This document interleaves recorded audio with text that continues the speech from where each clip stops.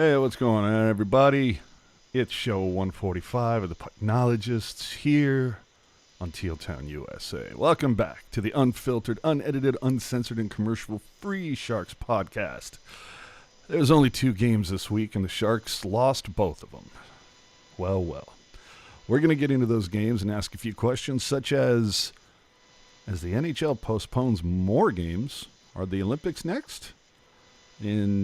Evander Kane might be playing with the CUDA, but is he traveling with them? How do you actually pronounce Halbegewachs?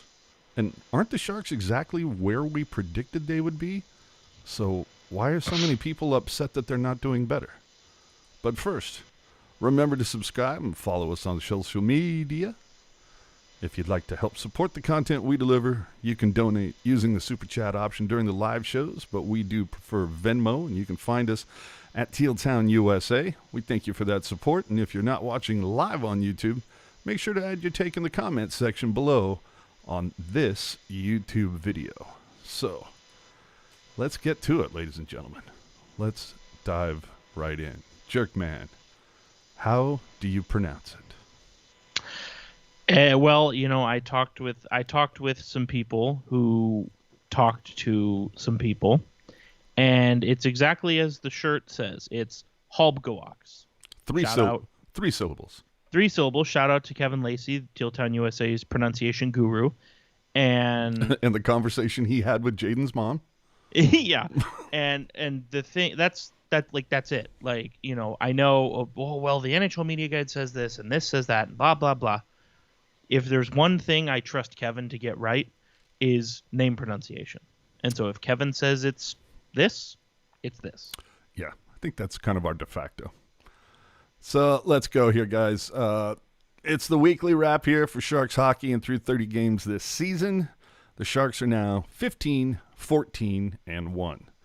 Now, a year ago at this point, or I shouldn't say a year ago, I should say last season, they were 12, 14, and 4. So for all the changes from last season, it's only kind of a slight improvement. I mean, what's the math on that? Like a 3-point improvement? Yeah, quite exactly 3 points. I mean, you had 3 overtime losses that turned into wins. So yeah, so a 3-point improvement, and that's what you got with what is supposed to be, much better goaltending. Which it's been. Well, the numbers would say otherwise when it comes to Jayden Hill. Thankfully, he hasn't started most of the games. Thank you. A defense-first focus. And this also comes despite missing your goal and point leader from last season. So take what you can get from it, I guess. But I don't know. I mean, I get what you're saying, but I kind of look at it. This is me continuing to say that the Sharks are not out of it. I really don't feel like the Sharks have been at 100% all year. Maybe the very beginning of the year. But at one point or another, somebody's been, dealing with something. I mean, there was the COVID outbreak. Reimer had some time out. Balcers has been out. Labanc has been out. Hill missed time. That's not to say that the Sharks become 100% and they're a playoff team, but I certainly think that I think a 100% healthy squad, I don't think that's unfair to say that should be the barometer. Yeah, I go back to the whole Doug Wilson quote from last May where he's going, we're not nearly as far away as people think we are. And I'm kind of going, based on my predictions, you're kind of exactly where I thought you would be. If you want to make if you want to make an argument here, that's what we do. You just mentioned it, though. The Sharks are exactly where they were last year. In fact, they're a little bit better. We're splitting hairs here, but a little bit better than they were last year, and they don't have their best player from last year. Mm-hmm. Argument could be made. Well, hold on. Conversely, though, they also have players that sucked last year that are playing much better this year. Fair. So, I don't know. Let real quickly, because remember, when you use the super chat option, you get on right away. Taco Cruiser saying, this franchise desperately needs to rebuild. They should trade their veterans for draft picks and or young players wherever possible. Now, sir, why would you trade your young players? Isn't that the future? No, trading them for draft picks or young players. Oh, I'm sorry. You are correct, sir. Yeah. But there's also one problem with that statement. The veteran players that the Sharks should be trading, nobody wants them. Nobody wants them, or the they only have play, no the only trade veteran, clauses. The only veteran player that's wanted is Hertl. Like, that's one guy. And why is that?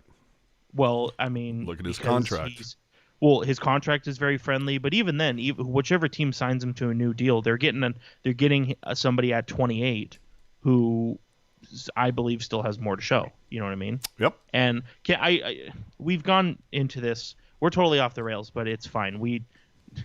There's no games this coming week. I feel like we kind of just have to empty the tank. Yeah. We maybe warn our affiliates. We may go a little bit long tonight, but that's also because based on everything that has been announced earlier today, there's a 98% chance that there will be no Pucknologists next Sunday, just because there's not going to be anything to talk about. So, and we've talked about this before, specifically towards the end of last season, but I feel it's worth saying again as we creep closer to the trade deadline. Tomas Hertl is not a good young player. And you can't see me, but I'm doing air quotes. Now, Tomas Hertl, the year the Sharks that went to the Stanley Cup final, that's a good young player. Mm-hmm. This version of Tomas Hertl, good player. I don't think anybody is arguing that. 28. No, he's a vet. He's in his prime. He's in case you need your brain melted a little bit, 4 years younger than Logan Couture. I've read people acting as if Hertl is the same age as William Eklund, which he's not. I feel it's worth saying that. I feel that. There's no Peter Pan syndrome here. Yikes. So with 31 points, the Sharks sit sixth in the Pacific Division. 2-3 in their last 5, all at home, by the way. 5-5 in their last 10. Those are not good numbers. Those are not numbers that, if they continue on, are going to get you into a playoff spot. And so far, they aren't taking advantage of the December schedule and their divisional games. Remember, they won the 2 versus Calgary, but they've lost consecutive matches against Seattle and then Vancouver. I don't know how, if you're expected to be a team that has aspirations of playoffs, you can't lose to the teams that are behind you. And the bigger issue is the Sharks are currently 5 points now out of the last wild card spot. And every team in front of them, save the Jets and the Kings, have a game in hand. That's not good, man. Yeah, I think it's definitely,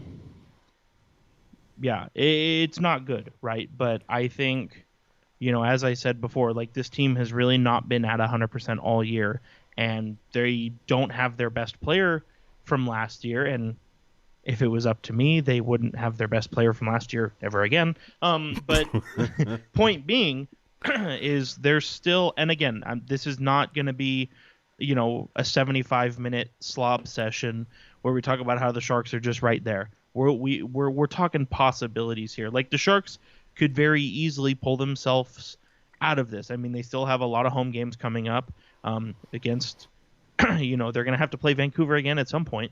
They got Arizona coming up as well. And just look, too, Vancouver, 6 in a row. They're pulling themselves out of the ashes. Vegas Golden Knights won 5 in a row. They are now at the top of the Pacific Division. Even Nashville Predators, who I was very low on, they've won 7 in a row. So that's not to say the Sharks will go on a run like this at all, but the opportunity is certainly there, especially with, as guys start to come back. I mean, we're going to get into it, but, it seems like Rudolph's Balcers might be ready to go once the holiday break is over, which is good because between now and the holiday break, the Sharks have 0 games. So we'll see. Again, nothing is impossible, I guess, is what I would say. It's easy to be doom and gloom and just cancel everything now, but in the words of John King, we're just not there yet. We still got more games to count. Nice. Well, look, based on my math, a quick count here. The Sharks, with the remaining 52 games, they've I want to say it's 20, but hey, facts matter, right? We want to make sure that we are there if we're going to be the John Kings of the room. So we got 1, 2, 3, 4, 5, 6, 7, 8, 9, 10, 11, 12, 13, 14, 15, 16, 17, 18, 19, 20, 21, 22. So 22 of the next 52 are divisional matchups. Huge. Yeah. So if you can take a significant amount of those, okay, then I can... You're right there. Yeah, then I can see it. But if you're going to continue at the pace that you're at, which is essentially 500 hockey, this is going to be the third straight year that they missed the playoffs for the first time in franchise history. It's worth noting, too, that, more so now compared to the last 2 years. And again, I don't want anybody to get any delusions that the Sharks are going to be doing this, but if push came to shove, the Sharks they are. The Sharks are in a position to add. Right now they have $3 million in real cap space, obviously based on how you accrue cap space, that the prorated number is $4.7 million and will be $15.5 million at the trade deadline if they stick on this pace of accruing cap space. And I know people are really, bearish on trading away assets, but again, if the Sharks can find a deal that makes sense, for now and for the future, to borrow a phrase from Doug Wilson, I take that opportunity. You know what I mean? Again, Evander Kane, we're not talking about Evander Kane specifically, but just think about the situation. At the time when he was acquired by the Sharks, he was 27 years old. If the Sharks get an opportunity to pick up a 27-year-old who they can re-sign or maybe has some years left, sure, why not, right? I mean, that it's not like he's not 100 years old, you know what I mean? He's somebody who's going to be able to contribute for at least 5 years minimum. And I think if the Sharks find themselves in that position, I think they should take advantage because, people are pointing out in the chat, the defense has been good, the goaltending has been better, the offense is not there, and I agree. A couple guys have stepped up back to, I think, kind of where I thought they would. But a couple guys, have been a little bit below expectations. So, yeah, they're offense. Yeah, well, this is something we talked about for the last few weeks, and it was a quote from Tomas Hertl. We can't be a one-line team, and for the most part, they have been. It's basically whatever line Meier's on. There you go.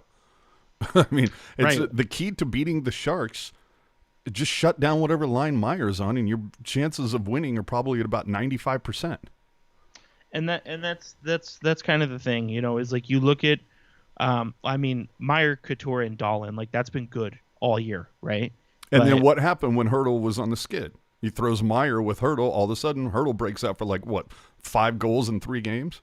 Yeah, exactly. But even that second line, right? We've seen lately, pretty much, I would say, we're 30 games in this at this point. I would say for probably 2/3, maybe even 3/4 of the season, it's been Hertl, Barabanov, and take your pick. Balcers, Gregor, Labanc, Noah Gregor, Jayden Halbgewachs. Who? And those 4 guys I mentioned, they're not scoring. Yeah. But and it's not like Gregor isn't putting it on net. For sure. And what I mean to say by that is Hertl and Barabanov have been playing well together, and the third guy on that line, whoever it's been, has been playing well with them. He can keep up with them. He can create plays with them. Nobody's disputing that. But whoever's up there needs to be able to finish. Noah Gregor, he's now played 14 games with the Sharks this year. Considering how well Hertl and Barabanov have played this year, I really wish he had more than 1 goal. Yeah, that's although, but not for lack of trying. It is, but to try to go Curtis Brown on you, maybe that makes it easier for the Sharks to re-sign him at a low rate. Oh, for sure. Well, that's the thing. I mean, Gregor could score 10 goals this year. I still don't think you're really giving him anything that's crazy. Oh, absolutely. But my point being, though, is that, dude, if we get to the end of February and the Sharks are, I don't know, I mean, what did I say right now? 5 points out of a wild card spot. Let's say that they're 8 points out of a wild card spot. I would think at that point, Hertl is pulling, the phone call. Trade me right fucking now. Yeah. I want out. And I think at that point you would just say, okay, I mean, because that's the first domino. Hertl is going to fetch you, obviously, is going to fetch you. That is going to be a tasty return. God, you would hope. I mean, it has to be. It will be. Yeah. It will be. But let's be honest. We're talking about, there's a significant portion of the fan base that whatever comes back is not going to be enough. Because you always value your guy higher than the other 31 teams. You know what I mean? For sure. No, I think it's kind of, knock on wood, but say the Sharks are in a position where they do have to trade Hertl, just based on everything, right? His contract, how good of a player he is, how old he is, it's near impossible to screw that up. Yeah. Have you seen some of Doug Wilson's moves the last couple of years? Here's the thing. I don't have a problem with any of them, save for the Lane Peterson deal. But anyway, you look, and I'm going to keep going back to it, right? But the Montreal Canadiens, they gave up a first-round pick and a second-round pick for Christian Dvorak. Now, are we talking about the Canadiens whose GM who pulled that trigger is now no longer there? Well, sure, but here's what I'm saying. So a first-round pick and a second-round pick for Christian Dvorak. Now, don't get it wrong. I like Christian Dvorak. I think he's a good player. Tomas Hertl is a much better player than Christian Dvorak. Doesn't even matter if he's a pending UFA. You can look at pending UFA deals of the past, right? All right. Well, people will pay up for pending UFAs. Well, let's hit up Taco Cruiser then to follow you in. Thank you very much for your super chat. Is Hertl a top line player on a championship team? Championship team. A top line player? Absolutely. If he's at wing, is he a number one center? Yes. Who give me your 5 best teams right now. Just in the standings, just the top team in every division. Is Tomas Hertl better than Mark Stone? You see where I'm going with this? Yeah, but you're comparing apples to oranges. I'm comparing a center for a center. Mark Stone's not a center. Okay, but right. Oh, my blunder. But okay, who's the top? Who the fuck am I thinking of? Who's the top center on Vegas? Well, it would be Jack Eichel, but he's injured. Oh, okay. Who has been the top center on Vegas before Eichel was even involved? You smart ass. Well, lately it's been Chandler Stevenson. Seriously? Mm-hmm. Okay, we need to talk about another team. Who's the top line center in Florida? Sasha Barkov. Hertl better than him? Again, it's so hard to say. I mean, they bring a lot of the same things to the table, right? I mean, they're both big centers who score a lot of points. But it's just me trying to answer his question.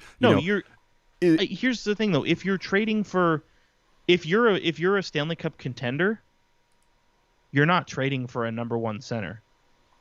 So, you would have that on your team, but if you can bring in a badass, That's what I'm saying is you're not trading for a number one center at the trade deadline. You're trading for a guy who's going to supplement your lineup. You know what I mean? But even then, the idea of first center, second center, I don't know. I mean, you're seeing the good teams anyway. Green jacket, gold jacket. The good teams have 2 first lines. Yeah. Or if you're Vegas, you have 4 second lines. But that's what I'm saying. Especially you look at the Tampa Bay Lightning, and you're thinking, okay, when everybody's healthy, they're rolling out Braden Point, Nikita Kucherov, Andre Palat. That's a damn good first line, right? And then it's we survived the first line. Who you got coming out for the second line? Killorn, Cirelli, and Steven Stamkos. It's oh shit. The good teams have 2 good first lines. Well, and I'm also wondering if, because this seems to be a very Doug Wilson thing, is that Doug Wilson, again, hypothetically speaking, it's the end of February. Sharks are 8-9 points out of a wild card spot. It is not looking good. It's like, okay, we need to start making some moves. I'm thinking Wilson, he's going to be one of those guys that goes, okay, name 24 other teams in the division, as long as they aren't the other 7 in our division. Right. Like he won't trade in division, no matter how good the windfall coming the other way may be. I don't know. Well, we can hit that when and if it happens, but. And the thing is, though, like here, especially the type of say what you're saying comes true, right? The Sharks are in a bad spot come trade deadline. Hertl has been pretty clear. Yes, I want to win. I prioritize winning over everything. Mm-hmm. Is the guy who prioritizes winning over everything going to play hardball in a way that keeps him stuck on a crappy team? No. He's going to say, even if they're not on my list, find me a trade. I'll let you know what I think. Because no. I'm totally with you on that. But I'm like, even if I feel like if Edmonton were to or even Vegas, although I don't know how either team would afford him, if either team were to even just pull that rental thing and they're like, you know what, we're just here for this is one of those rentals. We think Hertl is the key to unlock the path to win the big shiny thing for us. We know how important that is to Vegas because they wanted to bring it within within 5 seasons, and this is the 5th season. But we also know how wicked things have become in Edmonton, and you can only hold off McDavid and Draisaitl for so long, where it's just kind of like they need to have some sort of success. Connor McDavid could be the best player with the worst career ever when it comes to postseason. You know what I mean? Right. Well, I don't know. And I'm afraid that either of those teams could throw the Sharks back something where you just go, oh my God. And Wilson would put the kibosh going, nah, we don't want to trade him in division. Yeah, but even, I don't know. That's the thing is, though, is like, even if you trade him, like you said, say you trade him to Edmonton, which Edmonton or Calgary, for that matter, would make sense short term, but like he's not signing a long term extension there. He's not going to Vegas at all. Vegas doesn't even have cap room for the guys they currently have. Yeah, but it still comes down to, even if they're going to rent him, they're going to have to give up some significant pieces to get that rental. No, right, and that's what I'm saying. Like for Hertl, like if you're Doug Wilson calls up and says, "Hey, we're going to trade Tomas Hertl. What's your offer?" If the first word out of that GM's mouth isn't 2022 first, you hang up the phone. All right. Click, done, out. Like, if you're not offering this, we're not even talking to you. All right. Well, and then if you are offering it, what else will you give us? Yes, maybe a first and another second, a second which becomes a first if you win the cup. And because here's the thing. People in the chat saying, well, is Hertl a first-line center on a good team? Maybe, maybe not, but he's the first-line center on this team. And that's all Doug Wilson has to say is, look, I'm trading you my first-line center. You got to make it worth it for me. Isn't the person on the other end going to go, I thought Couture was your first-line center? Well, that goes back to what I was saying. The good teams have multiple first lines. And how do you sell this? I mean, yeah, you can, if the return is stupendous, you can have a little bit, I guess, go your way. But how do you sell dealing had Ferraro not come to the Sharks, I would say Hertl, hands down, is the fan favorite. Hands down. I would argue he still is. Perhaps. I think it would be a great vote. I think Hertl probably would get the nod, but I think Ferraro would pull a lot of the votes. But how do you sell to a fan base that is, for a team that is already desperately looking for offense? Oh, we're going to trade away our fan favorite player, a guy who's produced pretty consistently for us on offense, one of the few. And now, for a team that used to be flush in centers, so many that we had to throw them on the wings, or they were wings, or they were centers that they had to play wing because they weren't quite ready to play center, like Hertl. But, at one point we're talking about Pavelski and Tierney and Thornton and Marlowe and all these different pieces that were so heavy down the middle. And now it's like, there's Couture. Okay. It's going to be a tough road. We'll come back to this. Let me see. I just think it's bad business. It's bad business if the Sharks aren't a playoff team and then let him go for nothing. That's bad business. Oh, that's horrible. I also think it's bad for business if the Sharks find a way to keep Hertl and then don't promptly build the team around him and try and get better. If I'm obviously you don't want to mortgage the future, right? But if I'm Doug Wilson and I want to keep Hertl, I want to keep Tomas Hertl, re-sign him, do the whole thing, I'm not acquiring the players and building the lineup that's been built right here. I mean, Bonino, Cogliano, Nieto. That has been a very awesome line to watch. Speed, good defense, the whole thing. I love we watching call that the line. O line. Right. But if your third line is going to be that quick, fast shutdown line, your fourth line, and our friend Shang even mentioned it, you got to make that fourth line better, fit into the equation better, get some guys to play with Labanc.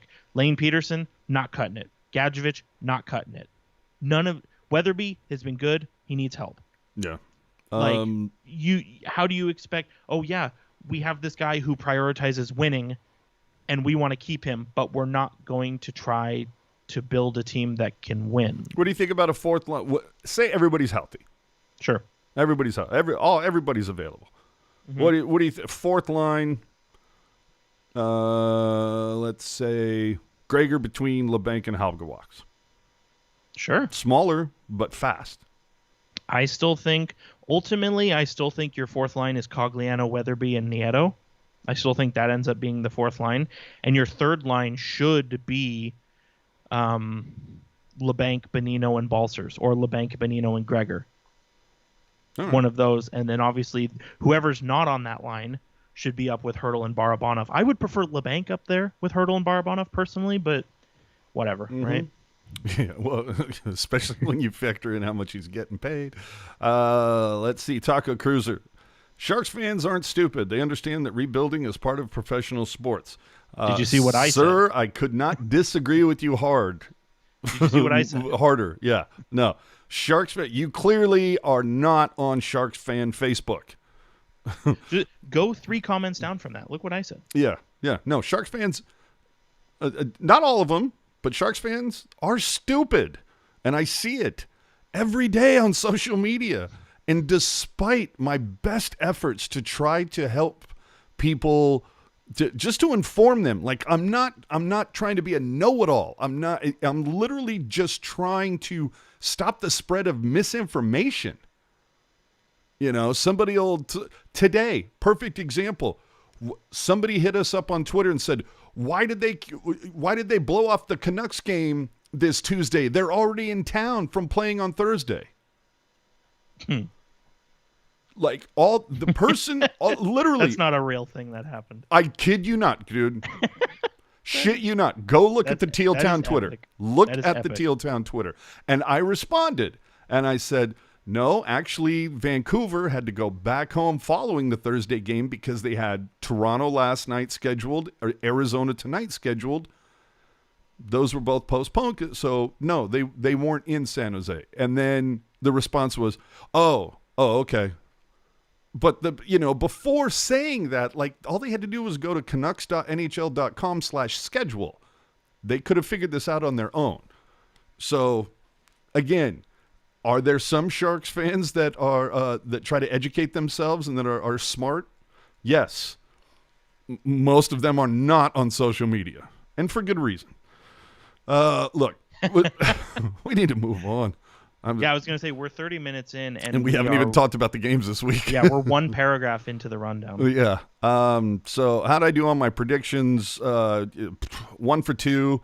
through 30 games, I had them at 16-14. They're 15-14-1. I couldn't be any fucking, on pace. But, and going back to ignorant Sharks fans, there's a whole bunch of them that are like so upset that they're not better. Well, we got Erik Karlsson's playing so much better. Timo Meier's playing so much better. We have much better goaltending. And it's look, they're exactly where we said they were going to be. What? I don't understand why you're so upset, but whatever. And PJ48's calling those people glass bangers. Yeah, you're probably right. Anyway, the Sharks did, believe it or not, I know listening to this podcast, you wouldn't, you probably wouldn't get it, but the Sharks did play 2 games this week. They lost 3-1 to Seattle on Tuesday. Reimer would get the start in the first ever matchup against the Seattle Kraken. Only heard that mentioned 1,000 times on the broadcast. Yeah, no doubt, right? Yeah, we can go down that hill too. Oh boy, Logan Couture with the only goal, and it took pulling Reimer to get it.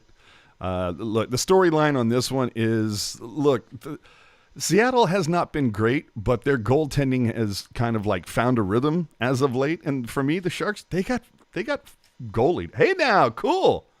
All right. And we're back. Yeah, and we're back. See, I told you I'm going to have to yank that utility.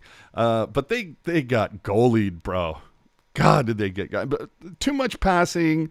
Took them a little while to wake up. And, of course, former Sharks, Donato and Donskoy, get on the score sheet because, post-Teal syndrome. But for me, they got goalied. Well, so, okay, there's one thing I really want to mention. Yeah, whip it and out. It stems from this game. And so we were talking about pronunciations earlier. Obviously, Jayden Halbgewachs. Did I not say Kraken correctly? No, but here's the thing. So there is a player who plays for the Seattle Kraken, and his first name is Jeremy. Jeremy Lauzon. Uh-oh. Jeremy Lauzon is his name. Though, if you watch the Sharks broadcast, it was Jeremy Lauzon, but then it was also Jeremy Lauzon, but then it was also Jeremy Lazan. Then it was also Jeremy Lozen. I'm pretty sure I heard Jeremy Lasagna as well. So at least we didn't hear Jonas Donskoy. Right. I'm just saying, pronunciation, it's tough for everybody. All right. Tickets sold in this one, 12,403. So a little bit of a bump. Certain fans probably, I was among them. It's like, hey, I want to be able to sit there and say, I saw the very first time that the Kraken ever played in San Jose. What would have been bet about that? I mean, just cat's meow would be having, I don't know, a warm-up puck from that. But for some reason, the powers that be didn't, I don't know, figure out what demand is. And like they had a very small amount of warm-up pucks and were allowing people to like reserve multiples. Like 4 of them. Another name had 3 next to them. It's just like maybe we, I don't know, go 1 per person and start there. And then if there's any left going into the second intermission, then you say, okay, everybody's had an opportunity to get 1. Now if we have any left, you can pick up the second one. Does that sound good? Sounds good to me. I think that's fair.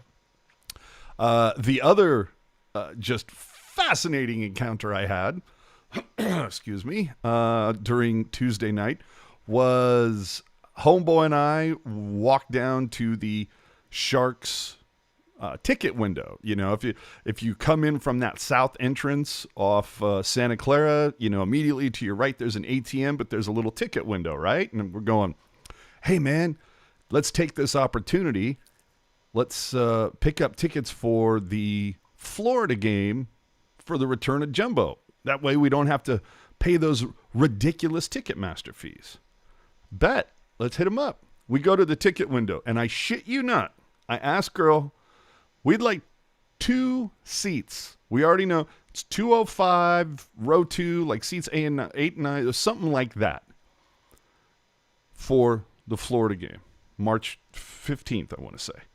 And she goes, oh, I'm sorry. We don't sell tickets for future games. You can only buy tickets for tonight. I'm already in the fucking building. Why would I need tickets? Are you kidding me?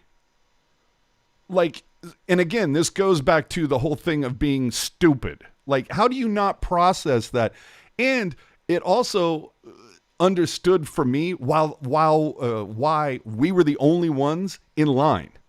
Because usually when you can buy tickets, usually there's a few people there because they do want to buy tickets for a future game and they want to say F you to the Ticketmaster fees. But she literally said, you can only buy tickets for tonight's game. I'm in the fucking building. Epic. Figure it out, people. Figure it out. Please, I beg of you. Don't complain that you're not selling out the building when you make it difficult for people to purchase tickets. Now, that being said, from right now, and this started a couple days ago, but through right now, up until midnight tonight, you can go onto Ticketmaster right now and buy tickets, and the Sharks are eating the fees. So there is that. That probably should have happened earlier, but I will say, at least there's that. Now, do me a favor and start selling. Open the ticket box office throughout the week, too. That would help. Or at least set up a day, like every Monday, ticket box, you can stop by.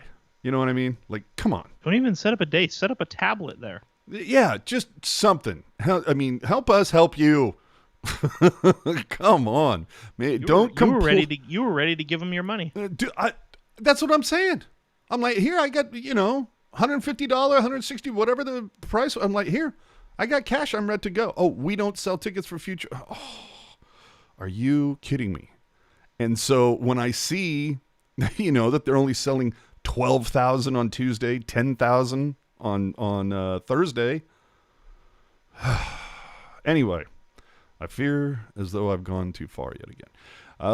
Look, on Thursday, this was a curb stomping. Vancouver comes in and just 5-2, just steamrolls Hill. Book is out on Hill, everybody. Glove side high is your bread and butter.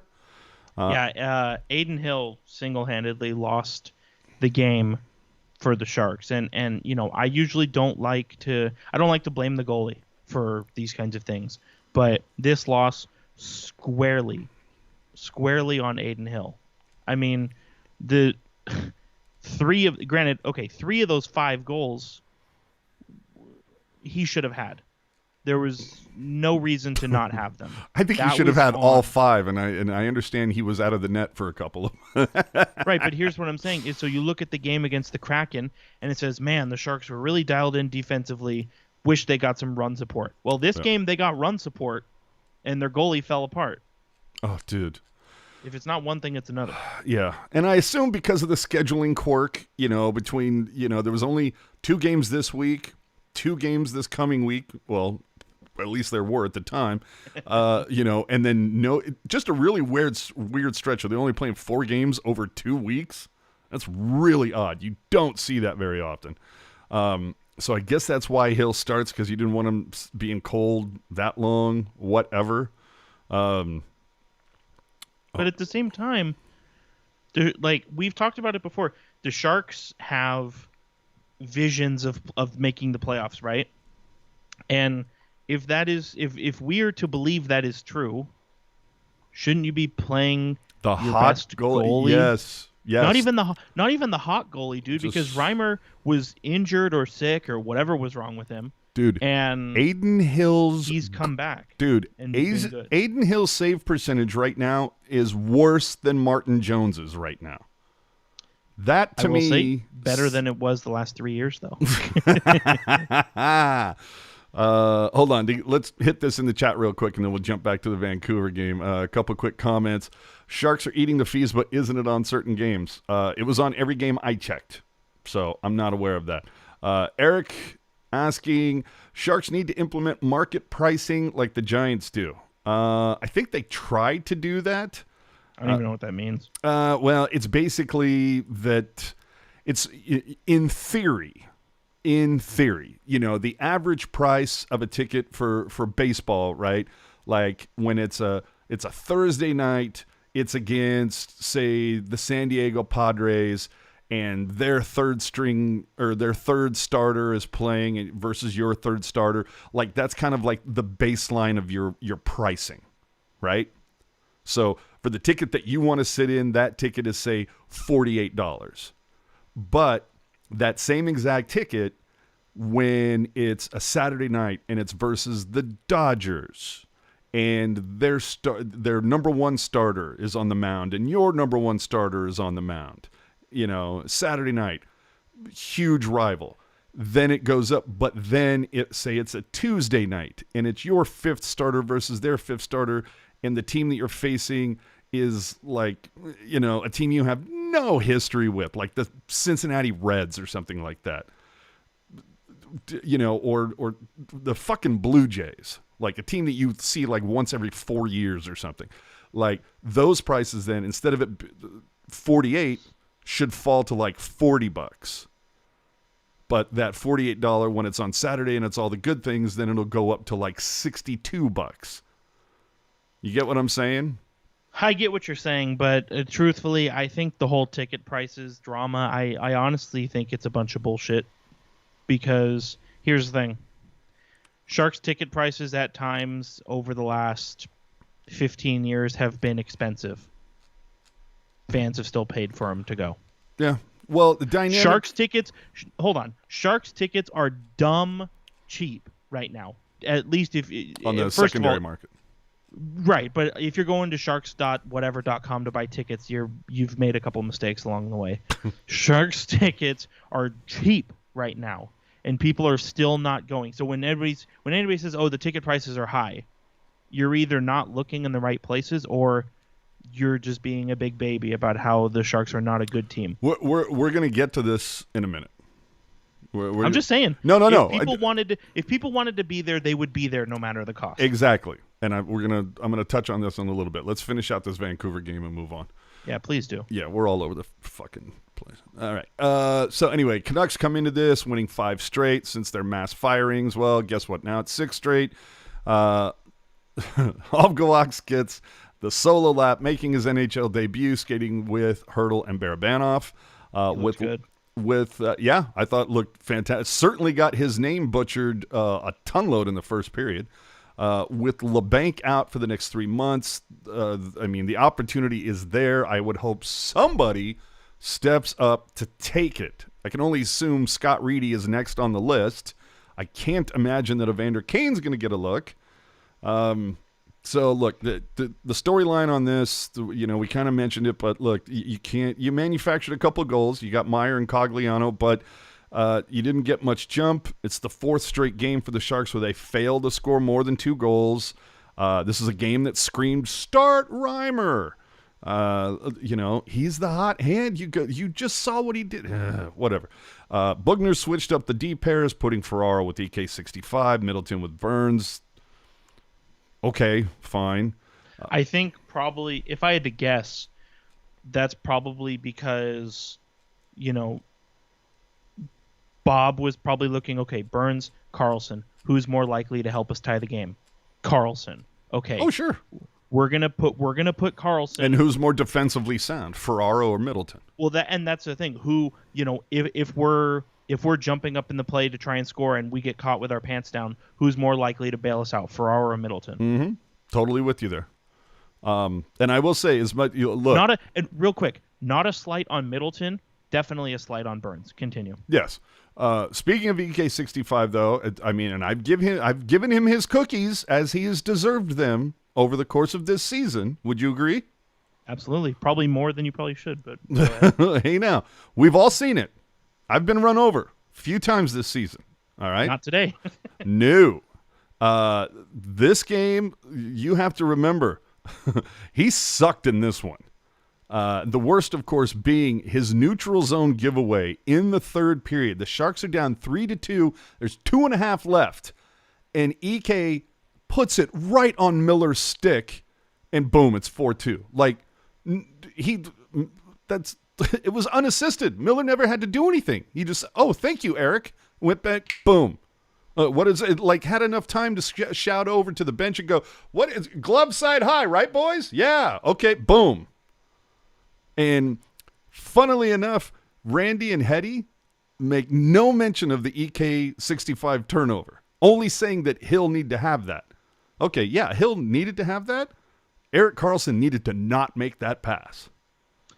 I think when it comes to that, right, you just kind of hope that, that kind of stuff from Erik Karlsson, you just hope it's the exception, not the rule. Oh, right? Absolutely. And it generally has been this season. I was going to say, what we've seen this year, it has been. So hopefully that's not where we're trending. But I'm telling you, though, as soon as I put him, I saw that when he put it on Miller's stick, I went, oh, fuck. And then, 6 seconds later, it's in our net. And I was just like, oh, you've got to be shitting me. I digress. I probably should a few times. Lucky. Burns was not much better. He was standing in front of Hill for the first two again, so whatever. Tickets sold in this, as we were talking about before, 10,340. Buffalo right now still holding the record for worst attendance ever in SAP Center history. If you remember, back on Tuesday, November 2nd.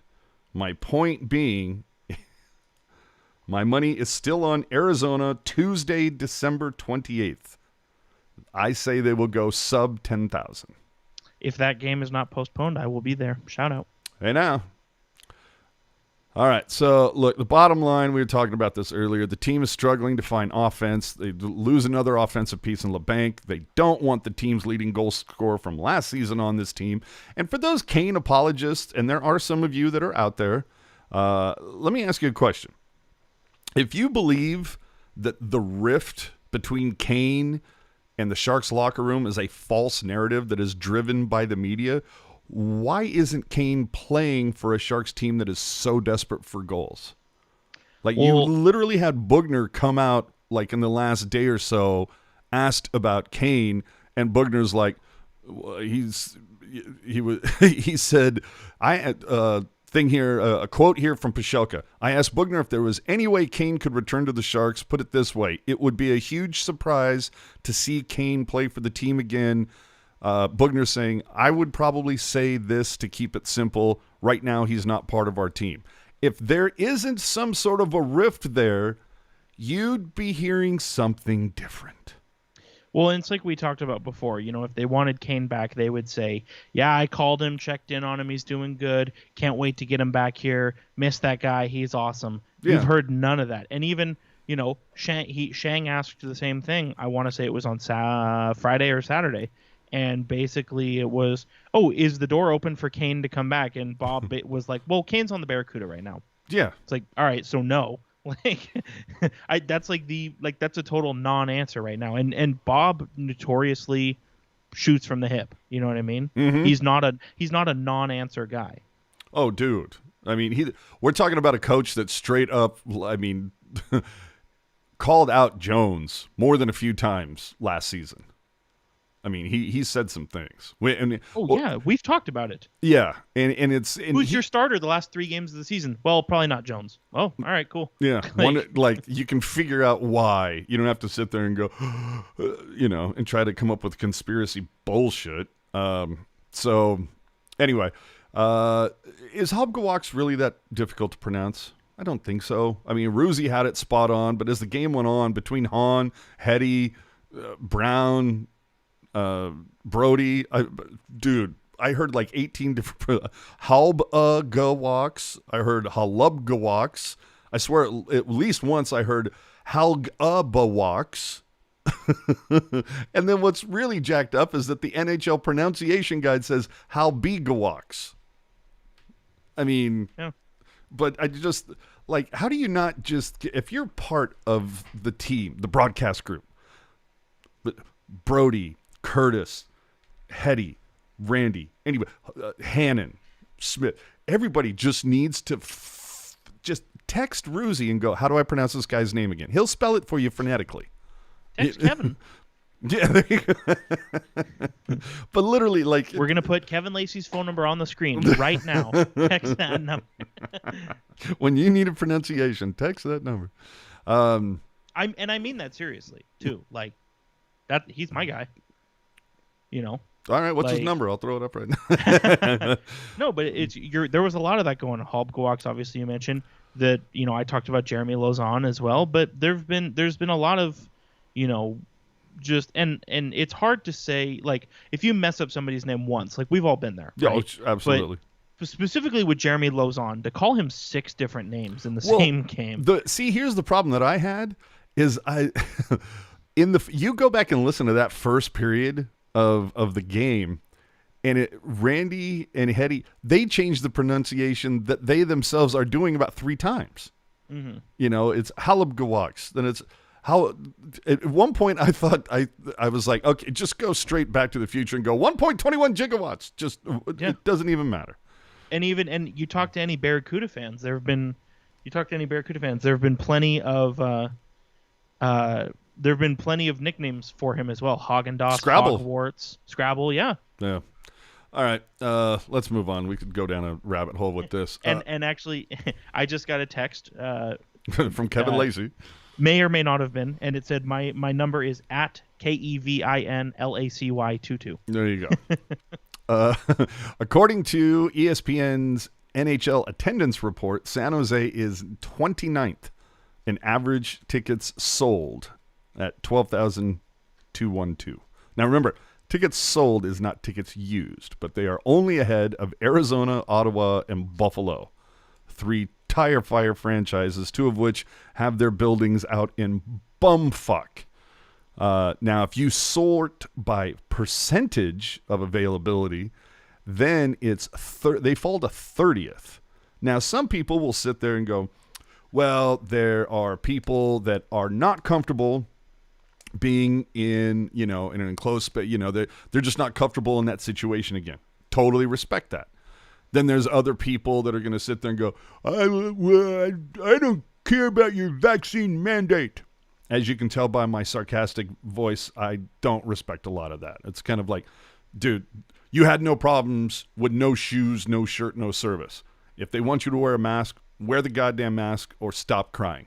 Go somewhere else.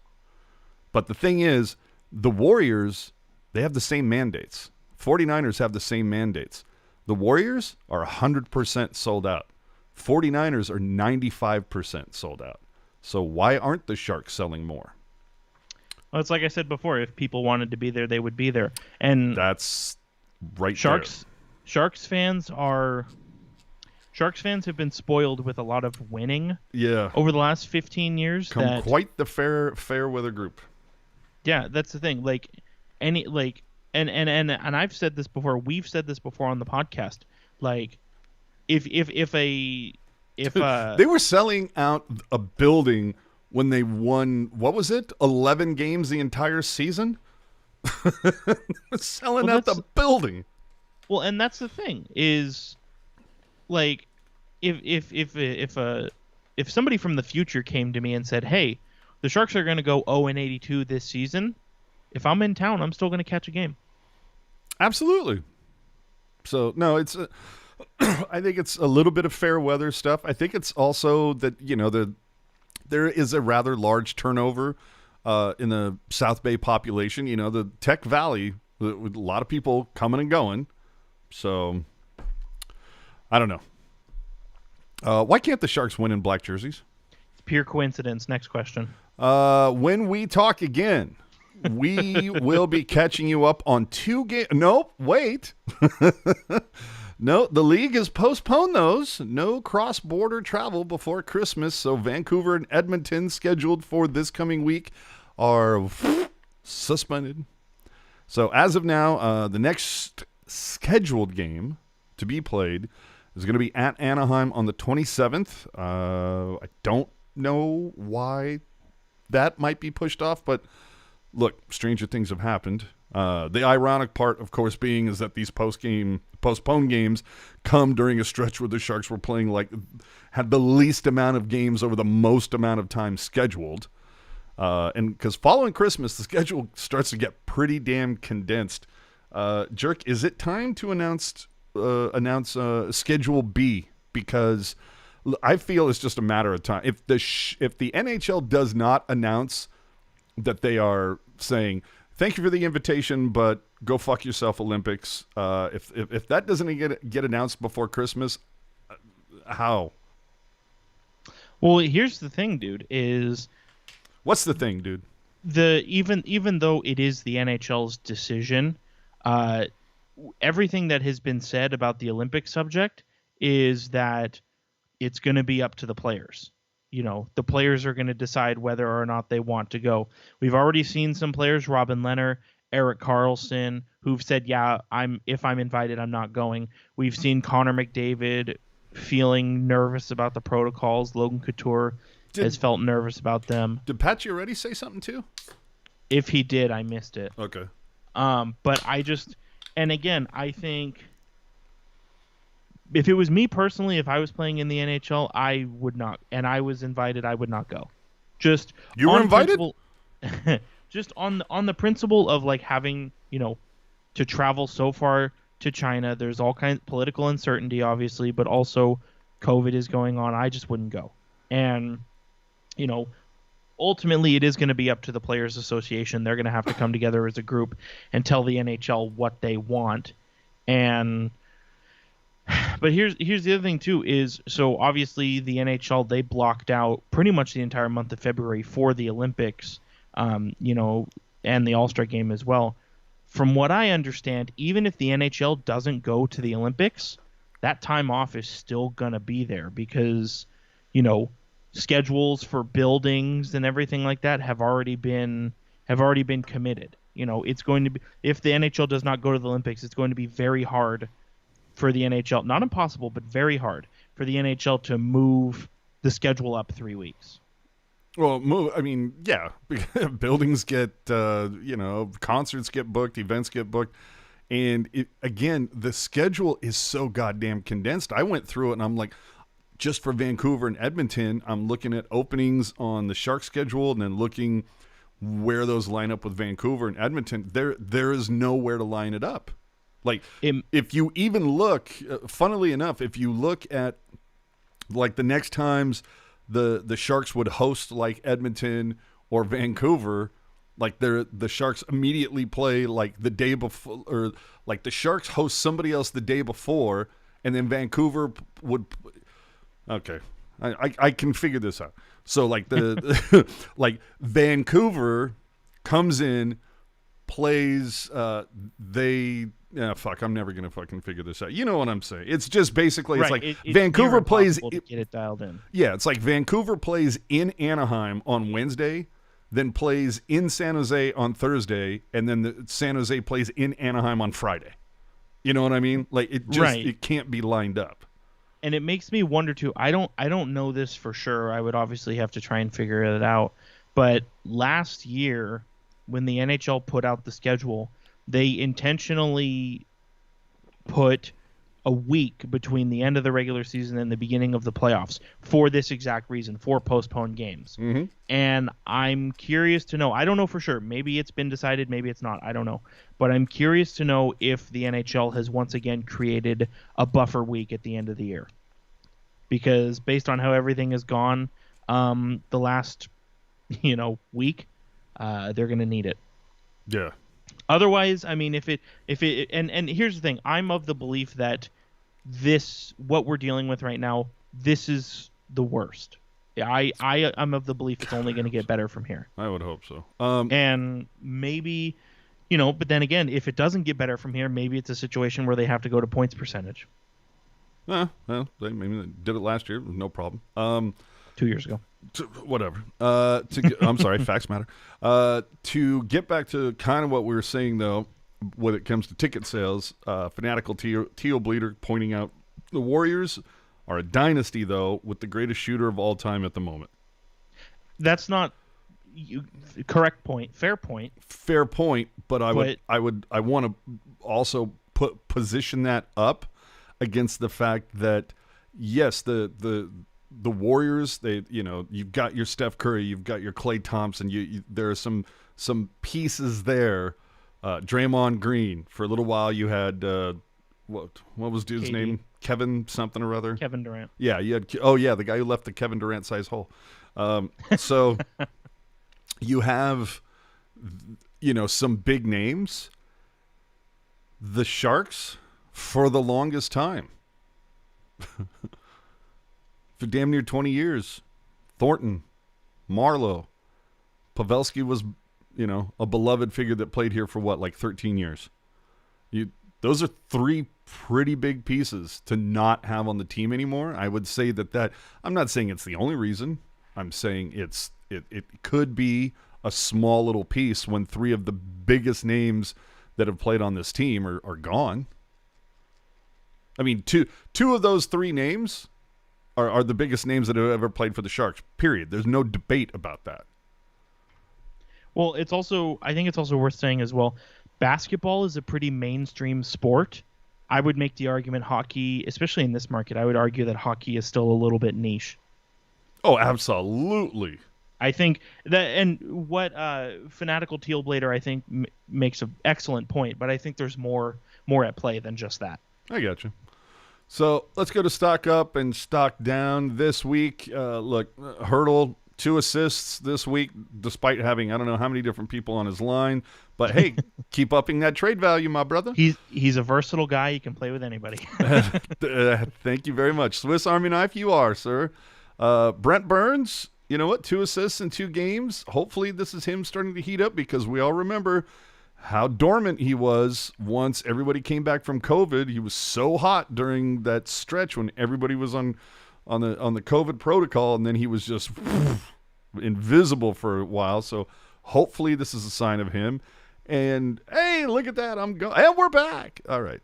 And then James Reimer. I mean, he's got a .951 over 2 starts in the last 5. His goals against is 1.5. How are you starting anybody else but him between now and I don't know, February 1st? Yeah, I mean, I agree. Good. It's not even a matter of going with the hot hand. Reimer is not hot right now. He's good. He's better than Adin Hill. That's just fact. Facts matter. And let's look at this too. We love numbers here on this podcast. Among starting goalies in the NHL, second in save percentage. That's what I'm saying. Dude, I'm looking at the schedule right now between... 5th. In second in save percentage, 5th in goals against average. All-star Reimer? Maybe. Was I not saying that a few weeks ago? All-star Reimer? Yeah. Maybe. Vezina Reimer? Maybe. Dude, keep this up.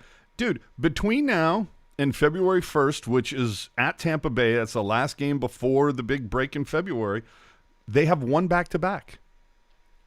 And you know when that is? It's a week or so from now when it's Monday at Anaheim, and then they come back and host Arizona. So you put Hill in to face his former team, who's, the worst team in the NHL.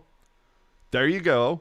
The rest of it, dude, it's Thursday, Sunday, Tuesday, Thursday, Saturday, Tuesday, Thursday, Saturday, Monday, Thursday, Saturday. Dude, there's no reason not to start Reimer all of those games. Maybe you throw Hill a bone and say, okay, Detroit, sure. At Buffalo, perhaps. And some breaking news here. Nothing official yet. This is from Pierre LeBrun. Nothing official yet, but sounds like NHL players will not be going to the Olympics. Thank you. Which I think we, predicted 4 shows ago? Something like that. I hate to say this, but good. How different would... Well, good, but also how different would the decision be if the Olympics weren't in China? As well, hold on. I don't want to get into it. I'm just asking. No. I get what you're saying, but I mean, I'm talking versus them being in London or versus them being in North America. Not China. I got you. Yeah, interesting. But let's not go down that rabbit hole. Just something to chew on. Yeah, no, I feel you. Bozosaurus, we always answer the questions when it comes to the beer. AJ, are you drinking a West Coast IPA from San Jose local Camino Brewery? No, sir, I am not.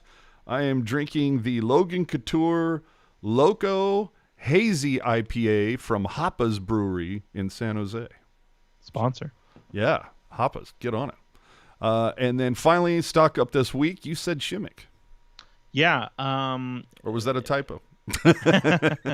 No, I just think he's playing better. He seems like he's playing more sound defensively. He's obviously been very physical as well. You know, he had, Jesus, against the Kraken, he had 11 hits. Only one against the Canucks, but 11 against the Kraken. 0 giveaways in both games, which you love to see.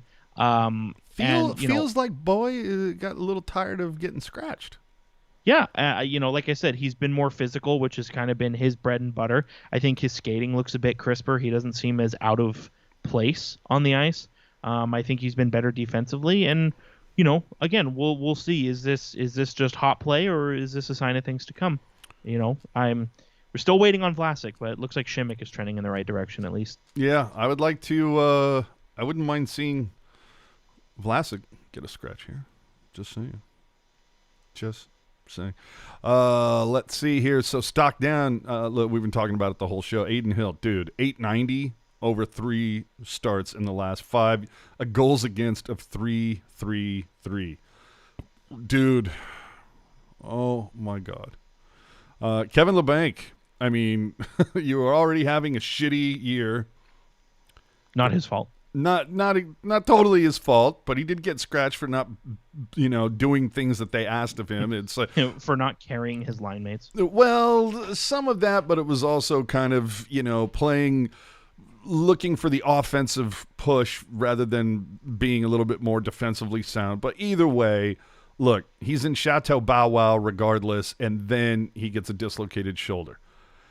Maybe this silver lining, he watches some hockey from home while he rehabs. Maybe the best thing for him right now is to watch from the box. He was scratched for 1 game this season and came back a little bit better. So, hey, maybe this helps. And then finally stock down as well. We mentioned Vlasic. I mean, averaging barely over 14 minutes a game. Homeboy used to do 21 in his sleep. Is this the worst contract for the Sharks in terms of return on investment outside of Evander Kane? Hey, here's the thing. I do really love Marc-Edouard Vlasic. A lot of that is, I guess you could say, driven by nostalgia and driven by the past. But I do like Vlasic genuinely. But at the same time, and we talked about this. Jesus, we talked about this back when his big deal was signed back in July 2017. Like, on the information you had at the time, right? He's a really good defensive defenseman, but you don't really pay those guys $7 million, especially when you're already paying Brent Burns $8 million, right? Mm-hmm. And so there was always kind of even though I think it was smart to keep him at the time, but there was always kind of that sort of small feeling like, okay, like this is going to turn around at some point and it's not going to be good. Yeah. If only we had realized that it was going to turn around the first year that deal kicked in. No kidding. So let's move on here. At least after this season, we're halfway done with it. Oh, geez. Yeah, there's a Curtis Brown take for you. Let's get to the stats now. And I know we're running long, but like I said, unless, I don't know, Kane gets traded or something, we're probably not going to be on next Sunday. So we're just letting it all hang out before the holidays. The power play right now, 18.9%. They're 15th, right in the middle. 1 for their last 7 power play opportunities.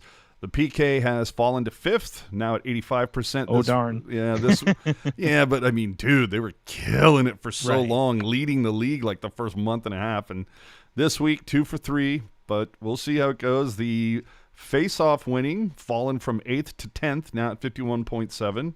They're right there. But Hill, my Lord, goals against right now, 290, a 900 save percentage, a record of 6-9. It is the second worst save percentage in the NHL for a goalie who has started 15 or more games.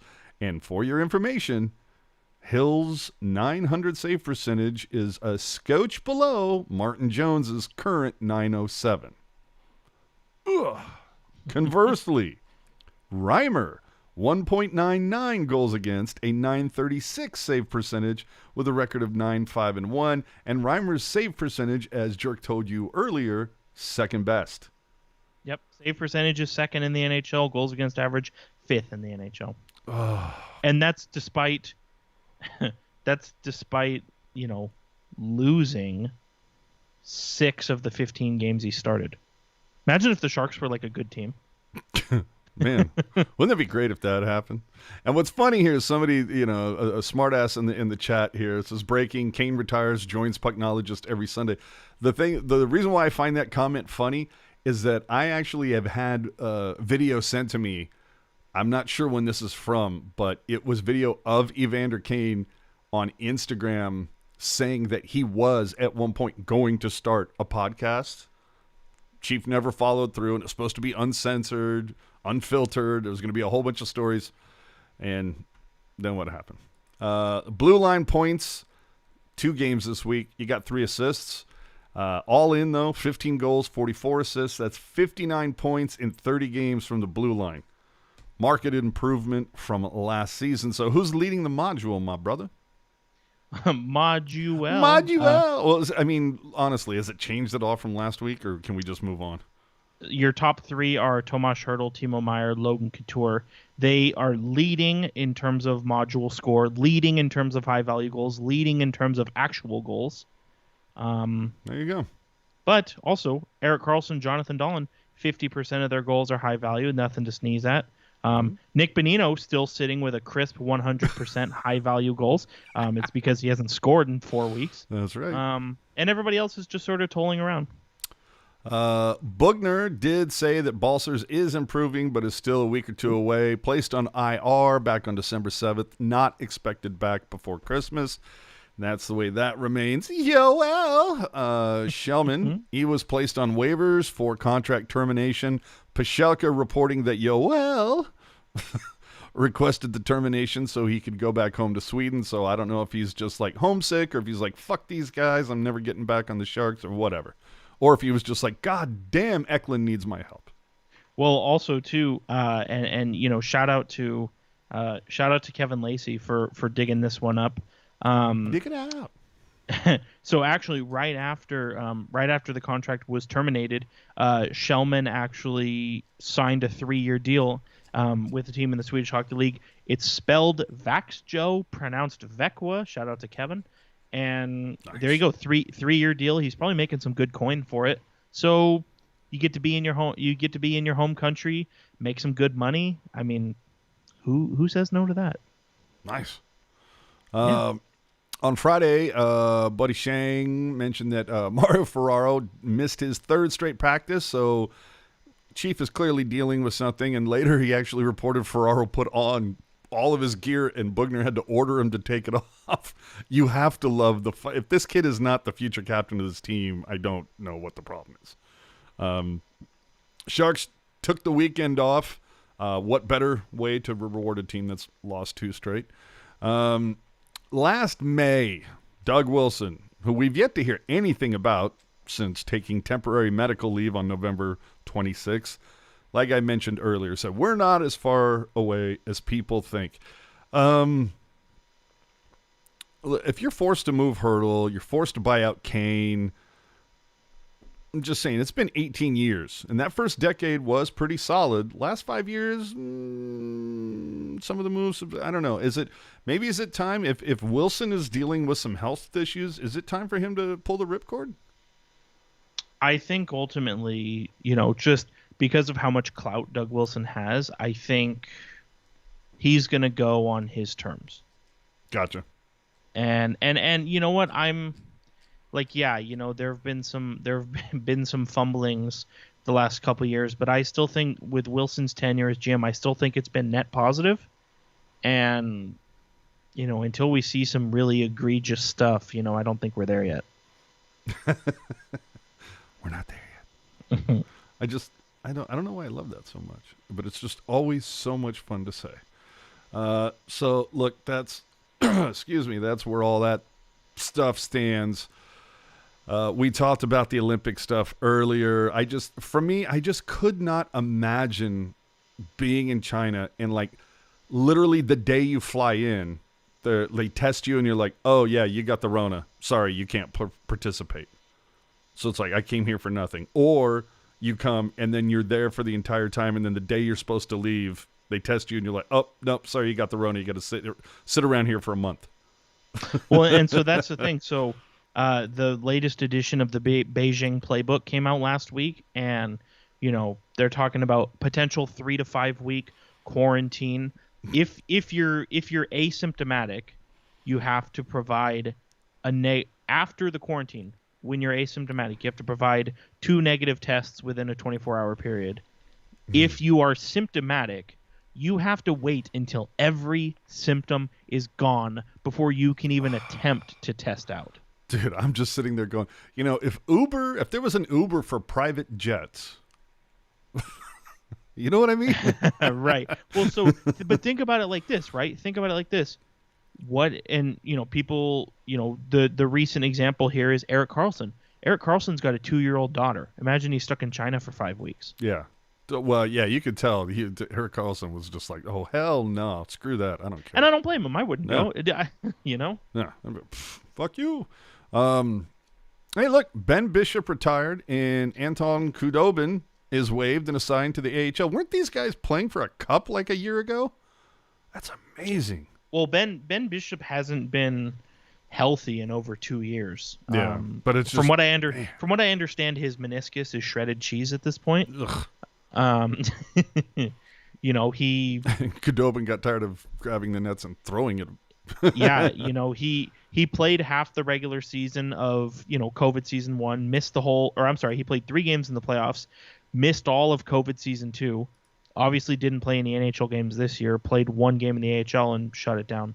Yeah. And I feel kind of bad for him because his 1 game in the AHL, he let in 8 goals and people were saying, "Oh, wow, Ben Bishop, like you suck. What's wrong with you? You can't even stop AHL shots." And then it comes out like, "Yeah, dude, like I don't have a knee, I can't play." It's like I hope those people feel stupid. Yeah. Because by all accounts, Ben Bishop is like a really good dude. So. Yeah. Oh, totally. Paul Maurice decided to pull the ripcord as the Jets head coach. 3rd team to make a change. You can't fire me. I quit. Dude, that's right. It's impossible. Man, who saw this coming? Did he? Nobody. Was he just like, you know what? I feel like the team's tuned me out, so fuck this. Well, it's weird because he said like. It was kind of. I mean, I'm tired of Brendan Dillon's bullshit. I give him credit for having the self-awareness to do this himself, but at the same time, like in his press conference, it was kind of weird to me because he said, I've not lost the room, but the guys need a new voice, and it's like, well, which is it then? That's an amazing amount of self-awareness, though. Yeah, but also I feel like those 2 comments are conflicting. Like, yeah. they need somebody else to listen to, but they still like me. It's like, well, do they? I mean, I don't know one way or the other, but it is kind of peculiar. But here's the thing. Paul Maurice is, he's a pretty exceptional coach. Obviously he's had success where he's been, obviously, with Hartford and Carolina. He was, and obviously with the Jets have been the biggest successes for him. But I think he's one of those guys where, similar to like Rick Tocchet, Rick Tocchet is hanging out on TNT right now. Paul Maurice will go somewhere else when he's ready, I think. So there's nothing to the rumors that he was fed up with the Wi-Fi in Vancouver or in Winnipeg? I mean, maybe. Who knows? But even then, something else to think about too. Like, you look at Paul Maurice, right, and he's 54 years old, and you think, wow, like, okay, still a young guy, right? Yeah, especially when you consider who Vancouver just hired. Well, that's what I'm saying. Like, you look at Paul Maurice, and for the purposes of an NHL coach, Paul Maurice is a young guy. He's only 54. Dude. But he started coaching when he was 28. Which is incredible to me. Dude, that's amazing. How old is Dallas Eakin when he first started? I mean, he looks like a pretty young fella. Yeah, Dallas. Well, I remember. So Dallas Eakins, he's 54 as well, and he was kind of, he was out of the game for a while, because before he got the job in Anaheim back in 2019, he hadn't coached in the NHL since 2013-14 and 2014-15. Yeah. So he's a pretty young guy too. Pretty successful Dallas Eakins at the AHL level. So, dude, I'm not gonna lie, dude. I'm not saying that there aren't some like psychos remaining. But man, there those days of like Babcock and oh god, who was that nut job from the '96 Avalanche? Avalanche. Either '96 or '01. Weren't they coached by Mark Crawford?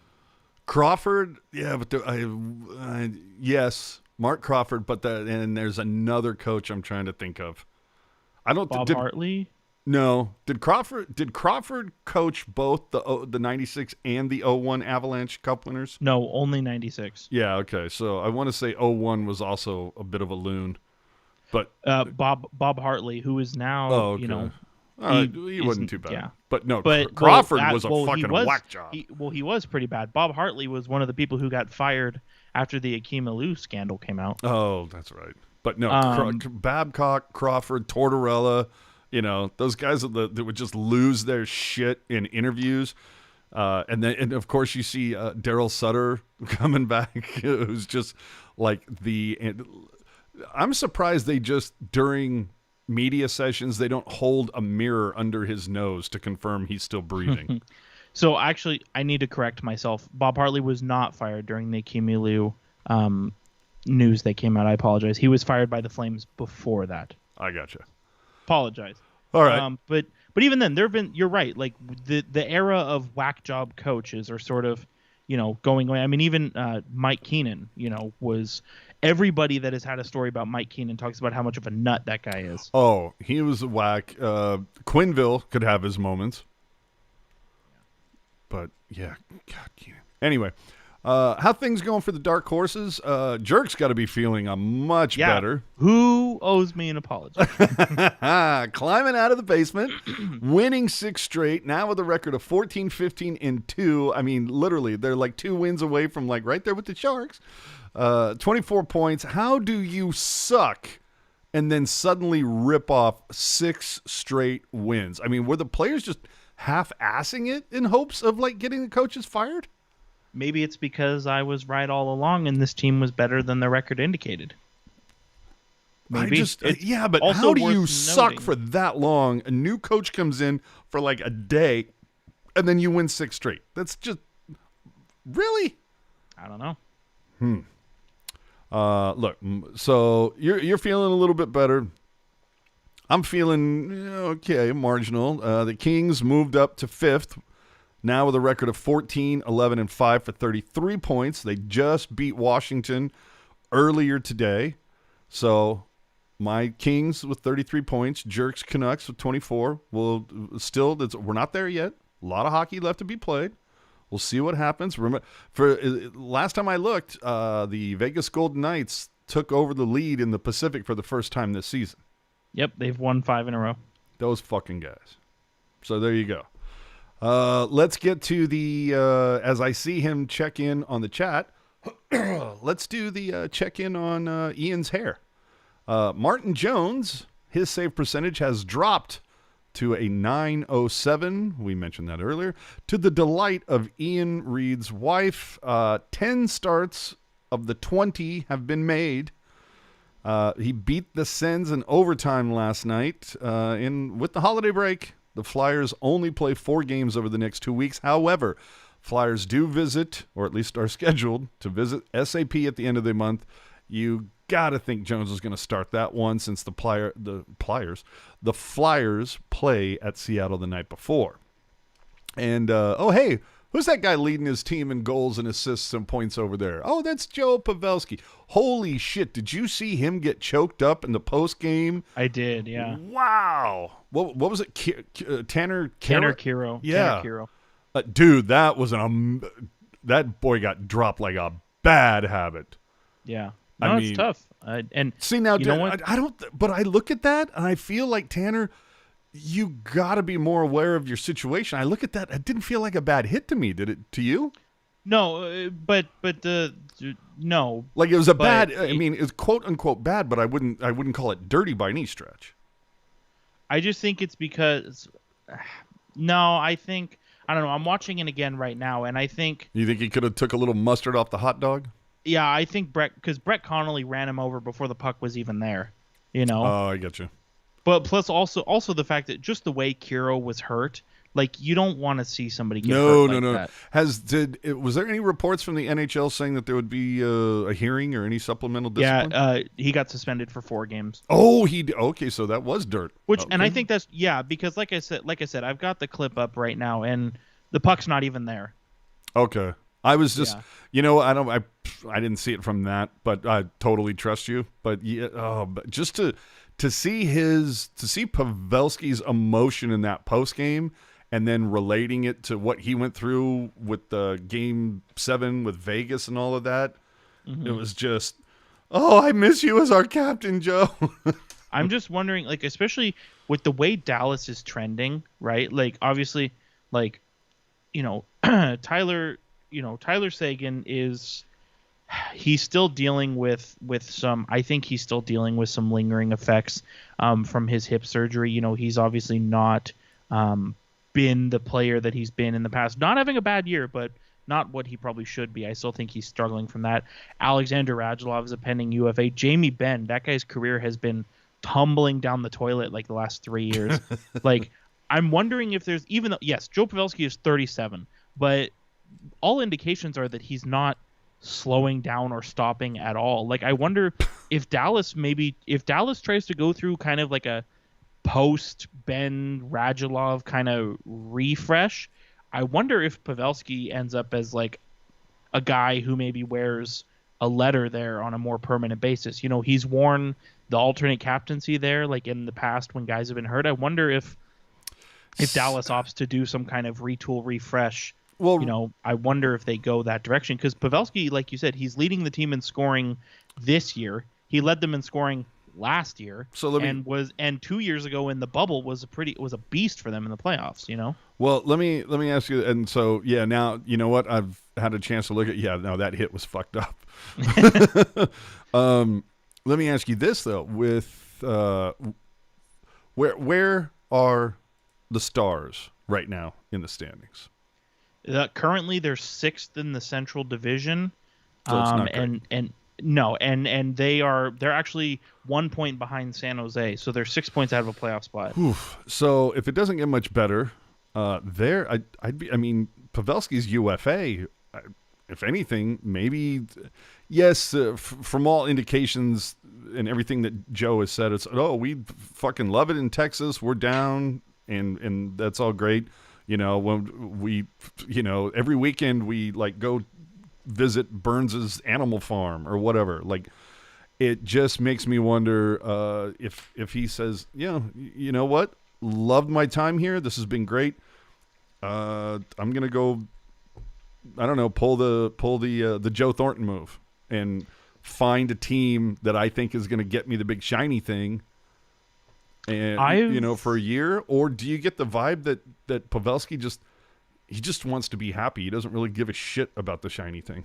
I honestly wonder if Pavelski would take a trade somewhere else and then re-sign with Dallas in the summer.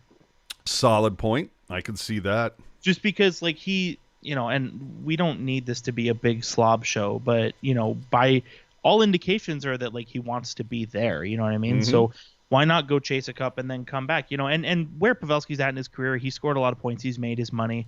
Like, you could just do 1 year deal after 1 year deal after 1 year deal with this guy at this point. Well, the guy keeps showing up. Yeah, so, dude. Fucking it. The only person who didn't know was someone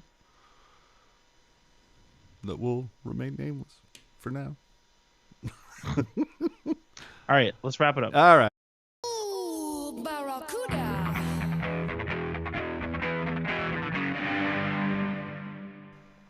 All right, this fucking team. All right. San Jose Barracuda. Well, they went 2-1 this week. These are almost football scores at this point on some of these. This is ridiculous. On, what was it, Wednesday? Oy. They absolutely curb stomp the Colorado Eagles at SAP 10-5. You get 2 power play goals, 2 shorties. You got goals from Blickfeld, Raska. You get 2 from VL, Magna, Moberg, Rabik. Nick Merkley gets 2. And some guy named Evander Kane got on the board. And I guess also got 3 assists. And it was a 3-point night for both of the Merkleys. Like, Are you kidding? This is the same team that got curb stomped by Stockton 10-1 like the week before. This is the most bipolar Barracuda team I've ever seen. Need a save. Oh, dude. Sawchenko and Melnichuk have been horrible. To the point where I'm like, is it time to start thinking about new goal? Or is it just time to think about just full stop? Just all the coaching for the Barracuda. Every single one of them. Just, we're starting over. I'm like, Sommer, you've been here for 35 fucking years. Like, fucking beat it. You know? Yeah. Everybody else, like, I mean, just maybe it's just time to start over. Somebody was talking about, we were mentioning Dallas Eakin earlier, that one of the reasons why they say Anaheim is having the unexpected success that they've had this season is that Dallas Eakin, for however long, spent time with San Diego. And so he saw guys like Trevor Zegras and helped develop them and has been able to bring them along. Well, Wouldn't that be great to see in San Jose? Well, you've seen that elsewhere. How long did Zegras play for San Diego?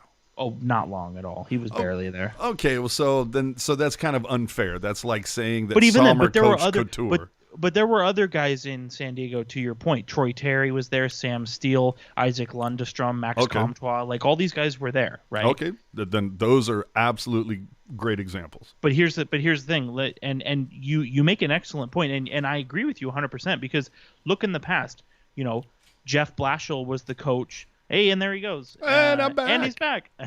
Jeff Blashill was the coach for the Grand Rapids Griffins when they won the Calder Cup in 2013. A lot of guys on that team who would end up being NHLers with the Red Wings. Gus Nyquist, Tomas Tatar, Riley Shahan. Obviously, Detroit did not win a Stanley Cup, but those guys had AHL success with Blashill and have had NHL success as well. Now Blashill is the coach in Detroit. John Cooper as well. John Cooper coached the Syracuse Crunch AHL team when they had, a bunch of guys from that AHL squad who were there when they made it to the final, right? You had Tyler Johnson was there, Andre Palat was there, Alex Killorn. These are guys who went to a Calder Cup final with John Cooper in the AHL and then won 2 Stanley Cups with him in the NHL. Yes. Hold on. Puck guy, for whatever reason, asking, are you suggesting Roy become the Sharks head coach? No, I'm suggesting that his replacement will become the head coach in like 10 years. Yeah, I'm suggesting that Roy take his cowboy boots and hat and retire already. Bye-bye. Unless you were saying, am I suggesting that Patrick Waugh become the Sharks head coach, which I don't know that I have a problem with that. Look, the other games that we saw from the Barracuda, 7-4 loss at Ontario. The Cuda scored 3 consecutive goals after falling behind 5-0. The goals did come from Reedy, Chmielewski, Ryan Merkley, and John Leonard, who snapped an 11-game goalless drought. Dear Lord. Interesting note on this. A source told us that Evander Kane did not travel with the team to SoCal, and I sent a message to a person or two to ask if they could confirm this, and was told that they asked about it and were only told that he will be playing. They would not answer, which basically confirms that, yeah, he didn't travel with the team on their Southwest flight. He probably didn't want to wear a mask. Who knows? But it just, no, I don't know. I mean, look, there's a couple different ways you can look at it. You could be like, well, maybe it has to do with childcare or a court date, or what we don't know. We can only say that we were told he wasn't on the team plane. If you're the guy that's supposed to be the team player and you're trying to rebuild your rep as, not the guy who's going to be sticking out like the sore thumb and everything's all about you, don't know that that's a good look. But he did play in both games this weekend in SoCal, the second one being a 4-1 victory at San Diego. The CUDA would score 4 times in the third, getting San Jose their first victory this season in 5 tries over the San Diego Gulls. The goals did come from Hallway. Who? Evander Kane, who ended up getting the game winner in this. Another by Scott Reedy and Megna. 2 of these CUDA goals were, in fact, shorties. So who are the leaders right now? Scott Reedy. Goals at 13, points at 22. Is he the next to play come on down for the Sharks? You would think. Yeah, that'd be nice. A team that's desperate for offense. Just saying. On the assists board at the top is Ryan Merkley with 15. We talked about Sawchenko and Melnichuk. They're both fucking horrible. Sawchenko's at an 865 with a 4.34 against. Melnichuk, not much better. 859 save percentage with a 3.55 goals against. Just shit Canada. The CUDA head to Loveland, Colorado for back-to-back games on Tuesday and Wednesday versus the Eagles. So good looking out there. When it comes to talking about those prospects, Brandon Coe just owns it. Just owns it. 18 goals, 52 points in 29 games. Yikes. Tristan Robbins, 34 points in 28 games. Daniil Gushkin, 29 points in 22 games. Weisblatt, 23 points in 26 games. Scott Reedy, just I mentioned, 13 goals, 22 points in 20 games. And a couple other names to kind of round it out. You've got Gannon Larocque, 22 and 26. Bordelot, 19 and 18. Cardwell, 18 and 21. Max McHugh, 17 and 26. Eklund, I don't know what the fuck is going on. He is just stuck at 5 assists, 9 he's games. His team in Sweden is really shitty. It's really shitty, and it seems like they've been stuck on 9 games for like 2 weeks. Are they like not here's playing? the thing. Eklund is going to the World Juniors. That's gonna be where you want to watch him. You got it. Oh, when he's actually with talent. Right. Also worth noting, man, dude, the run that Yevgeny Kashnikov's been on the last little while, he's up to 19 points in 29 games with Gatineau now. Yeah, no, I'm expecting him to break the top 5 here pretty soon. Yeah. Like, get in there. Actually, I was going to name him, but how do you pronounce that? I believe it's Kashnikov. And Elite Lacey, Prospects, confirm? And Elite Prospects has him listed as D/forward, which is fun. Oh, I believe that's the Brent Burns recommendation, is it? Yeah. All right. So, hey, I don't have a tweet of the week. We replaced that with the story of the week, which was misadventures in trying to purchase Sharks tickets at SAP. Make sure you check out the latest one-on-one between our very own puck guy, Erik Karlsson, and one of our favorites from Vancouver Sports Talk Radio, Matt Sakaris. And keep an eye out this week for a new discussion with everyone's favorite Sharks personality, Drew Remenda. Love to hear from the Drew man. If you have some questions you would like Mr. Remenda to take a look at, throw those at us at Tealtown USA on the Twitter machine, and we will do our best to get those answered for you. You can follow him at hockey_jerk. You can follow me at AJ_strong. And don't forget to join us on our Discord channel where the chat never stops. You can check the show notes for the link. And remember to leave your take in the comment section of this YouTube video below for those of you watching on this platform. And remember, follow us on all our social media channels, YouTube, Twitter, Instagram, Facebook, Reddit, blah, blah, blah, blah, blah, blah, blah, blah, you know, all the bajillions of them. Just search Tealtown USA. They're there. And remember, if you want to support us, you can always leave a little something in the tip jar on Venmo at Tealtown USA. Thank you so much for that. So, famous last words for you, Mr. Hockey Jerk Man, as we head into a very holiday-rific, Merry Christmassy, if you will, week. So, if you will, drink.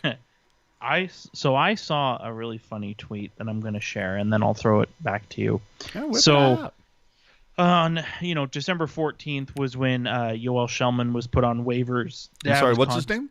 Yoel Shellman, to put on waivers to have his contract terminated, and somebody tweeted on top of the tweet about him being on waivers and said what one game of being on a line with Evander Kane does to a guy, Oh, Jesus Christ. which I thought was pretty funny. Oh, God. That's all I need. I just wanted to. It made me laugh. I wanted to share the laugh. Hey, that's all we're looking for. It's to inform and hopefully entertain. If we can toss you a chuckle or two, it's all good. Our work here is done. Remember to subscribe to our YouTube channel here. And if you listen to the audio podcast on something like Spotify, Apple, SoundCloud, whatever, do us a favor. Subscribe to that content. Leave us a review if you can. 5 stars would be mostly appreciated. You can find links to all those and more in the YouTube and description on whatever platform you're listening to us on. Find everything on tealtownusa.com. Remember to check our After Dark post-game show following every single Sharks game, which there are none this week, so enjoy the break. That's our show. Thank you very much for watching and listening. We will catch you next week. No, we won't. Is there a reason we're already, we're an hour 40 into this whole shit show. I mean, is there a reason to do, you know what? Just listen to this again next week. Nothing's going to change. Yeah, maybe next week there will be some, maybe there'll be some quick Discord chatter, but I don't really. When's Junior starting? I believe the World Juniors start on Boxing Day, December 26th. See, so which would be our next show. So no reason to fucking okay. Look, I'll make you I'll make you a bet right now because just like with Ian's bet, I'm not going to shave anything that I'm willing to show on air. But if William Eklund if this all goes off on the 26th, if Eklund gets a hat trick before 7 p.m. Pacific on Boxing Day, we will have a show. I'm sorry to tell you I apologize. His first game would be on December 26th. They are playing Team Russia at 1:30 p.m. I don't know what time zone that is. I will work to find that out. But 1:30 p.m. Chances are it's before Pacific, so it's either 1:30 Pacific or 1:30 Mountain Time. I'll work to confirm that. Either way, before 7 p.m. Pacific. Yes, all times are local, UTC 7. So 12:30 Pacific on December 26th. That's when you'll see Eklund. So if Eklund pots a hat trick at me on Twitter with proof, don't blow smoke up my ass. Give me proof that he got a hat trick, and I will ping Jerk and be like, dude, we got to do like a 5-minute show on Eklund. Okay. And that'll be it. Sound good, everybody? Sounds good to me. Oh, boy. All right, so next show then, in all likelihood, is what the hell's what's after the 26th? Shit, is that going to be the new year? That is, let's see, after the 26th. Holy cannoli. We're looking at the 2nd. Yeah, January 2nd, and there's a morning game, Pittsburgh Penguins at 10 a.m. Pacific on January 2nd. Oh, nice. So not a Pucknologist takeover. Cool. All right. Well, I don't know. We'll see. Is that enough time for everything to happen? I think we're okay. I don't know. Landy could be running it, and then all bets are off. Oh man, come on. We only mess with the ones we love. So everybody, thanks for checking us out. We hope you have a fantastic Christmas, a remarkable New Year. It's got to get better, right? Like 2020 was shit. 21 was a little bit better. Come on. Help us all out, right? Everybody, come together. 2022 can be good, right? I feel it. Do you feel it? Do you feel the love? I feel it. I think also worth saying, too, I just want to say, if you don't celebrate Christmas, hope you enjoy the holiday you do celebrate. If you don't celebrate a holiday at all, hope you enjoy the end of the year. Yeah. Dude, and I mean that all serious. My coworker does not celebrate Christmas, so my boss got me a Christmas present and got him a end of the year present, and it's all good. Oh, that's fantastic. Yeah, it's all good, dude. No, there was somebody had a joke or some sort of a line that said something like, it was like, if you celebrate Christmas, like enjoy your turkey and ham, and if you don't celebrate Christmas, enjoy your Chinese food. Sure. Hey, That- whatever works for you. Hey, it's all good, man. I'm fine with all of it. Is there going to be an awesome meal? Are we going to be with family? It's all that matters. I don't care what decorations are up. You know what I mean? Right. I don't care if there's an Easter bunny in the room or a fat man in a red suit or a jack-o'-lantern. It's, hey, we're together having some good food. It's all that matters. And happy Boxing Day to our Canadian friends. Even Ian. Even Ian. And with that, I think we're done here. Good night, everybody.